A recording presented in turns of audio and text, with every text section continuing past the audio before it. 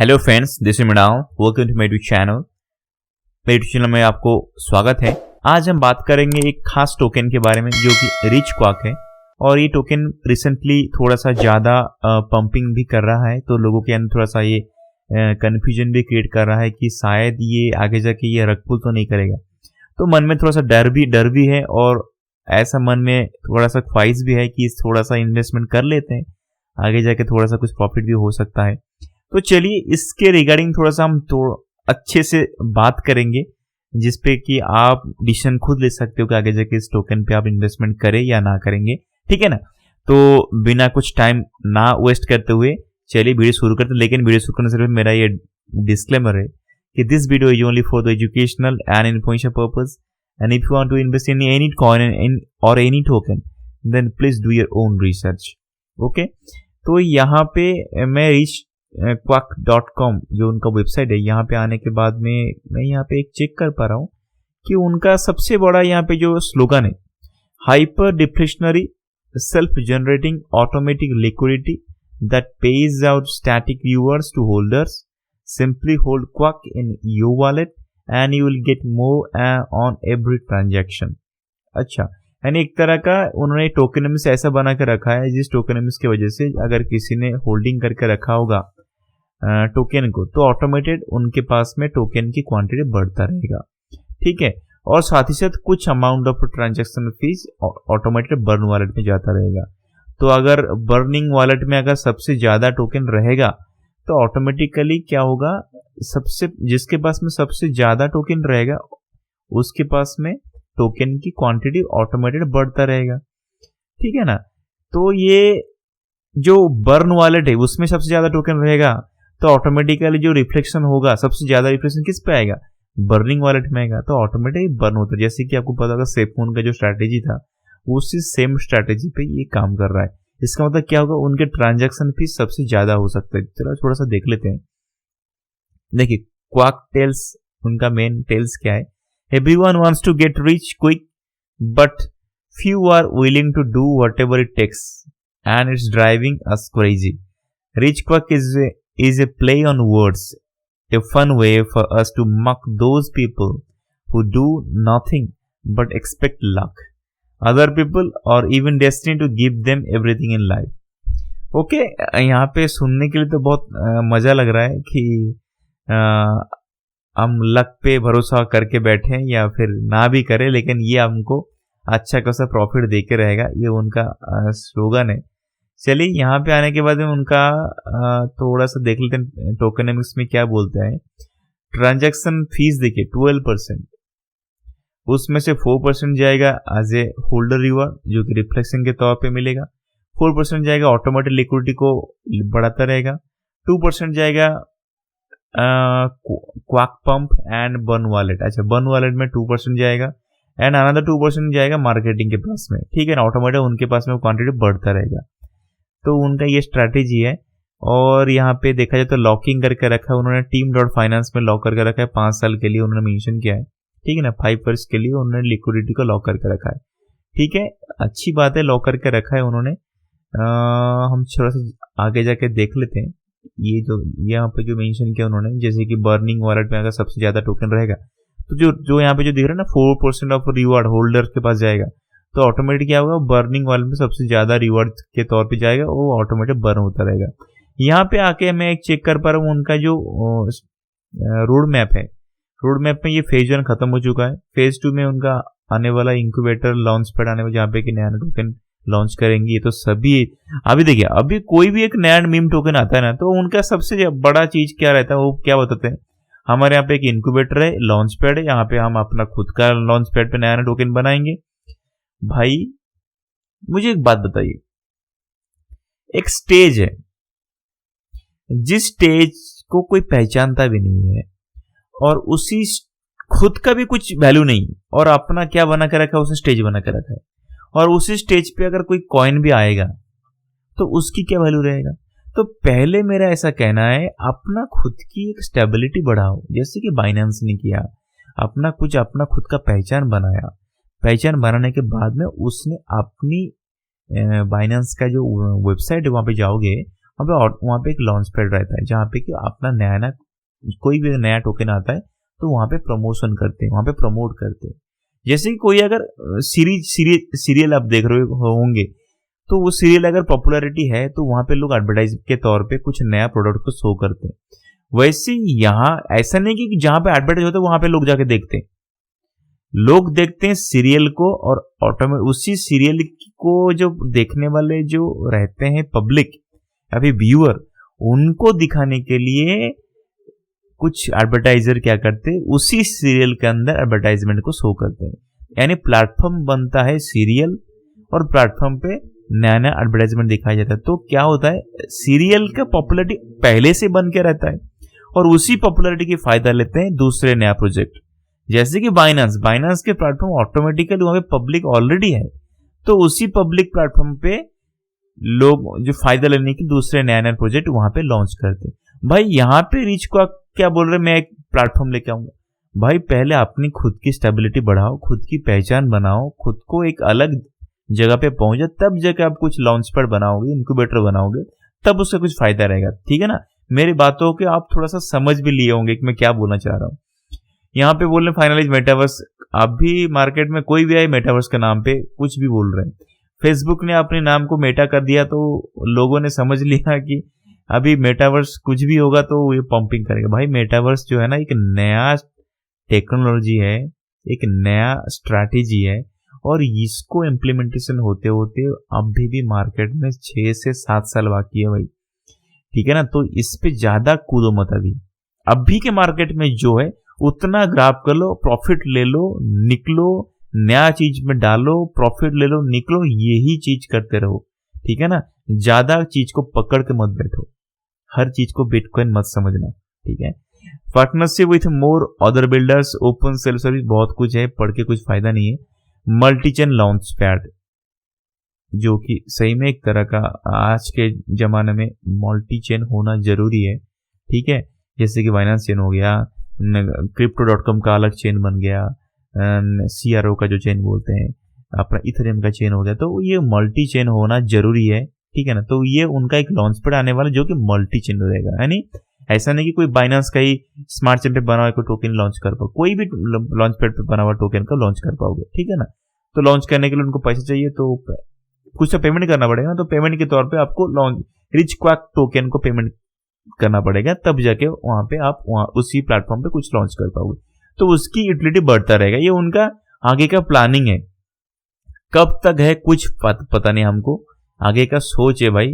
Cross chain bridge है जहाँ पे कि आप अलग तरह का टोकन को स्वैप कर पाओगे, जैसे कि सिंजा ने भी किया है।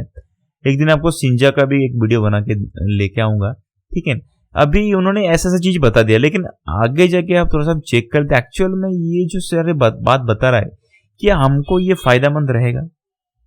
तो चलते हैं यहाँ पे टोकन स्नाइपर पे। मैं टोकन स्नाइपर पे आने के बाद मैं थोड़ा सा इस पे चेक कर लेते हैं हम। टोकन स्नाइपर का ऑडिट रिपोर्ट, ऑटोमेटेड ऑडिट रहता है यहाँ पे खुद एक बॉट रन करते हैं और वहां पे वो चेक करते हैं कि एक्चुअल में उसकी कैपेबिलिटी क्या है कोई टोकन की। टोकन स्नाइपर पे आने के बाद मैं यहाँ पे चेक कर पा रहा हूँ, टोकन स्नाइपर बोल रहा है कि उसकी जो वैल्यू है, ऑडिट रिपोर्ट है 27 आउट ऑफ 100, 100 में से 27 मार्क दिए उनको। क्यों दिए हैं उनके, उसके पीछे बहुत सारा रीजन भी है। जैसे कि एक तो है उनकी सबसे ज्यादा बर्निंग फीस, चलो उनको पता भी नहीं, बर्निंग फीस तो ज्यादा ले रहे हैं, लेकिन उनके साथ में वो बर्निंग भी कर रहे हैं, सॉरी ट्रांजेक्शन फीस ज्यादा तो ले रहे हैं, लेकिन उसके साथ में जो फीस है उसमें से उस अमाउंट को बर्निंग भी कर रहे हैं। तो ये थोड़ा सा डर भी लगता है कि साल इतने सारे जो अमाउंट क्यों ले रहे हैं, इतने सारे अमाउंट ट्रांजेक्शन फी के तौर पर ले रहे हैं, तो कुछ तो कर रहे हैं कि नहीं कर। तो इसलिए ये जो साइड है उसको थोड़ा सा सस्पिशियस या फिर थोड़ा सा कॉशियस करने के लिए उन्होंने बताया। ठीक है, चलो और कोई दिक्कत नहीं। यहाँ पे आने के बाद सबसे बड़ा दिक्कत यहाँ पे आता है, उन्होंने चेक करके बताया कि यहाँ पे उनके पास में एक तरह का कैपेबिलिटी है जो कि मैक्सिमम ट्रांजैक्शन अमाउंट जो है ना वो कर सकते हैं। यानी उनके पास में एक तरह का सोर्स कोड है जो कि एक तरह का फंक्शन को एबल कर सकता है, which can set a maximum transaction amount। ठीक है ना, ट्रांजैक्शन फीस को बढ़ाना घटाना उनके पास में पॉसिबिलिटी है। ट्रांजैक्शन फीस को अगर कम भी करना है आगे जाके, अभी बढ़ाना है, तो उनके पास में, डेवलपर के पास में अभी भी वो कैपेबिलिटी है, चाहे तो ट्रांजैक्शन फी को बढ़ा सकता है। यहाँ पे ओनरशिप रिनाउंस्ड नहीं है। इसका मतलब क्या है, ओनरशिप उनके पास में है, वो चाहे तो सेलिंग को या डिसेबल कर सकते हैं, फीस को चेंजेस कर सकते हैं, नया टोकन को भी क्रिएट कर सकते हैं, सप्लाई को ऑटोमेटिकली बढ़ा सकते हैं, कुछ भी कर सकते हैं, ठीक है ना। तो इसलिए ये जो वेबसाइट है टोकन साइब, उसने बोला कि ये सस्पिशियस है। और सबसे बड़ा दिक्कत क्या है, देखिए यहाँ पे आने के बाद हम चेक कर पा रहे हैं उनका जो लिक्विडिटी पूल है। यहाँ पे आपको चल रहा है, बोले आपको मैं लिक्विडिटी पूल दिखाता हूँ। पू कॉइन पे चला मैं, यहाँ पे आने के बाद पेस्ट किया रिचक्वाक। देखिए यहाँ पे आने का, देखिए यहाँ पे एक लिक्विडिटी पूल करके देखिए, पैनकेकस्वैप वर्जन 2, एपस्वैप और एक पैनकेकस्वैप वर्जन 2। तो ये 3 तरह का उनका लिक्विडिटी है। और ये लिक्विडिटी जो है ना, ये यहाँ पे लिक्विडिटी है, यहाँ पे लिक्विडिटी, ये यहाँ पे लिक्विडिटी। नॉर्मली हम सबसे बड़ा वाला अमाउंट को थोड़ा सा चेक कर लेते हैं, इसको आप बाद में आएंगे। ये भी लिक्विडिटी है, ऐसा कुछ नहीं कि ये भी लिक्विडिटी नहीं, ये भी लिक्विडिटी है, ये भी लिक्विडिटी है। ये अलग स्वैप पे है, ये यहाँ पे पैनकेकस्वैप पे है, ठीक है ना। तो ये पैनकेकस्वैप पे जो लिक्विडिटी उन्होंने क्रिएट करके रखा है, ये कितना है, $12,51,624 का लिक्विडिटी पूल बना के रखा है। यहां पे क्लिक करने के बाद हम चेक क्या कर पा रहे हैं। यहां पे आने के बाद जो 12 लाख अमाउंट आपने देखा डॉलर का, उसमें से उन्होंने ट्रस्ट स्वैप पे लॉक करके रखा है 33%। और यहाँ पे एक कॉन्ट्रैक्ट एड्रेस है, यहाँ पे अगर हम क्लिक करके देखते हैं, ये भी साया, ये भी लॉक करके रखा है। कितने साल के लिए हम पता नहीं, हमको लॉक करके रखा है, ये भी लॉक करके, लेकिन उन्होंने बताया कि 5 साल के उन्होंने लॉक करके रखा है। तो ये दो जो एड्रेस है ये लॉक हुआ है।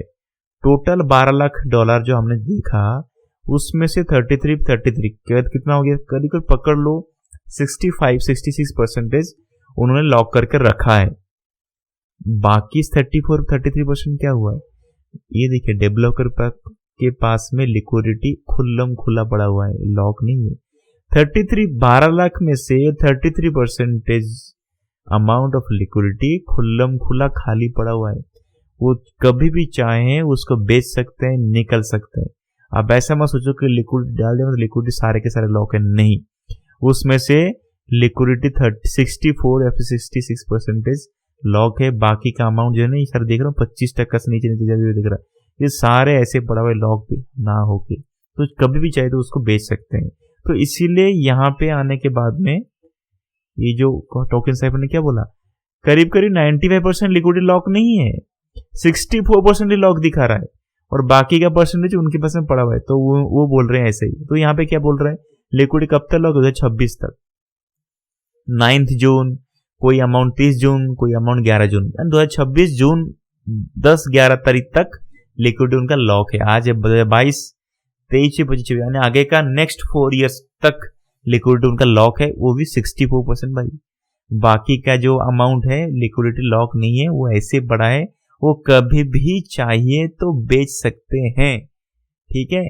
ओनर्स और क्रिएटर वाले 5% से ऊपर के, देखिए उन्होंने क्या बोला, क्रिएटर डेवलपर के पास में 25% से ऊपर लिक्विडिटी पड़ा हुआ है, खुल्लम खुल्ला, ठीक है ना। तो इसीलिए वहां पे जो ये साइड है, उन्होंने बोला कि ये 27 मार्क पाने की योग्य है 100 में से, ठीक है ना। 5% से नीचे होना चाहिए किसी की डेवलपर के पास में लिक्विडिटी। यहाँ पे क्या बोल रहा है, यहाँ पे हम क्या चेक कर पा रहे हैं, 27% से ऊपर है, इसलिए तो बोला है उसने ना। देखिए क्या बोल रहा है, 25% से ऊपर क्रिएटर के पास में लिक्विडिटी पड़ा हुआ है। तो ये सबसे बड़ा दिक्कत की सोचने की बात है यहाँ पे, ठीक है ना। यहाँ पे आने के बाद चेक कर देखिए, 25% पड़ा हुआ है उनके पास, 26%, 25.5, यहाँ पे 3% जो भी ट्रांसफर कर दिया होगा, टोटल अमाउंट जो भी मिला के कितना होता है, 34% जो भी होता है उनके पास ही पड़ा हुआ है, ठीक है ना। 34% पड़ा हुआ है उनके पास में लिक्विडिटी, जो सबसे बड़ा चिंता की बात है। और यहाँ पे आकर होल्डर पे क्लिक करके चेक करते हैं, जो 60,000 वाला दिख रहा है, यहाँ पे आने के बाद में दिख रहा है ये, यहाँ पे डेवलपर कितना 14%, उसमें से भी 14% जो है ना डेवलपर्स पड़ा हुआ है बिना लॉक किया हुआ, और ये शायद लॉक हुआ होगा, चेक करते हैं। हाँ नहीं, ये भी लॉक नहीं भाई ट्रांसफर हुआ है, लॉक नहीं है। तो $60,000 का जो अमाउंट है ये लिक्विडिटी लॉक नहीं, लिक्विडिटी बस प्रोवाइड किया गया है। इसमें से 33% लिक्विडिटी खुल्लम खुला पड़ा हुआ है, बाकी 60% ही लॉक हुआ है। तो समझ लो भाई, चाहे तो ये मार्केट को कुछ ना कुछ कर सकते हैं। इसलिए और देखो अभी यहाँ पे मैं एक चीज बता रहा हूँ, यहाँ पे उसका प्राइस जो को थोड़ा सा चेक कर लेते हैं। यहाँ पे प्राइस को आने के बाद में देखिए, ये एक प्राइस जोन था जो कि, चलिए आपको बता रहा हूँ, ये यहाँ पे 11 मई 2022 से लेकर 10 जून 2022, यानी 11 मई से लेकर 11 जून, या फिर ठीक है ना, एक महीना करीब करीब इसी प्राइस रेंज के अंदर ही ये खेल रहा था। उसके बाद डंप गया। अभी मार्केट ऊपर आने के बाद में, एक मिनट, फिर से देखिए इसी प्राइस जोन के अंदर ही जाके अटक गया, समझ रहे हो। तो ये यहाँ पे एक तरह का रेजिस्टेंस बन चुका है। ये ट्राई कर रहा है कि इस रेजिस्टेंस को हटा के मैं ऊपर कोशिश करूँ जाने के लिए, लेकिन देखिए यहाँ पे बहुत बार कोशिश तो कर आज के डेट पे ही, लेकिन एक रेट पे खेल रहा है अभी। तो ये मार्केट यहाँ पे मुझे लग रहा है कि ये फिर से डाउन जा सकता है, ठीक है। हो सकता है कि अगर ज्यादा कुछ वॉल्यूम आ जाए तो थोड़ा सा ऊपर जाएगा, लेकिन देखिए बियर मार्केट अभी भी खत्म नहीं हुआ है। ये हो सकता है कि इस जोन पे अगला एक 1.5 महीना खेले इसी जोन के अंदर, बाद में एक टीम जैसे नया वॉल्यूम कुछ आए, तो मार्केट में कुछ न्यूज आ गया तो ये ऑटोमेटिकली पंप होना शुरू करेगा। लेकिन कब तक, ज्यादा नहीं भाई।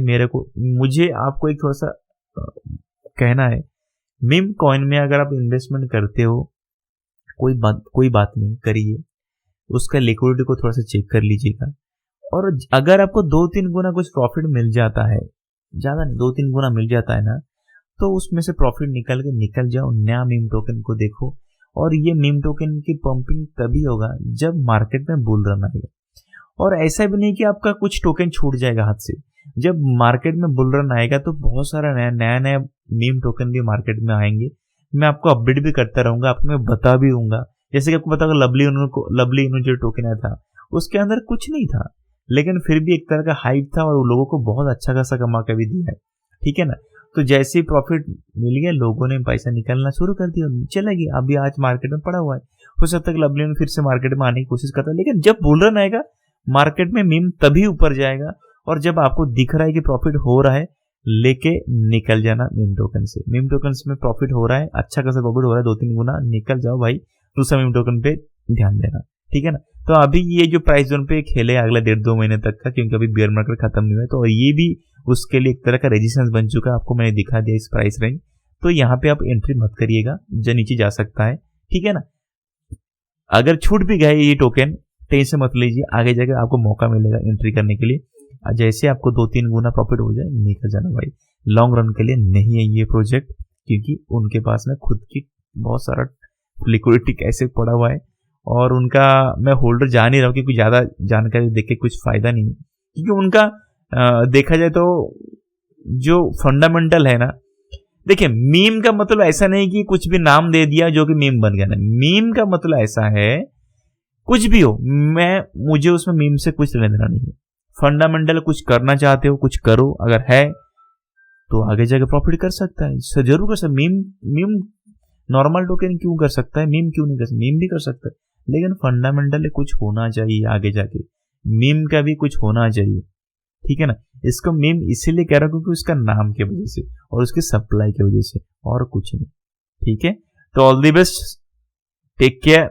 अगर आपको ये अच्छा लग रहा होगा तो प्लीज लाइक करिए, सब्सक्राइब करिए मेरी चैनल को, एंड आपके दोस्तों के साथ में शेयर भी करिए। और आगे जाके अगर ऐसे कुछ वैल्यूएबल कंटेंट चाहिए तो प्लीज बेल आइकन को दबा दीजिएगा, आपको नोटिफिकेशन मिलता रहेगा, एंड सब्सक्राइब जरूर करिएगा। All the best and take care.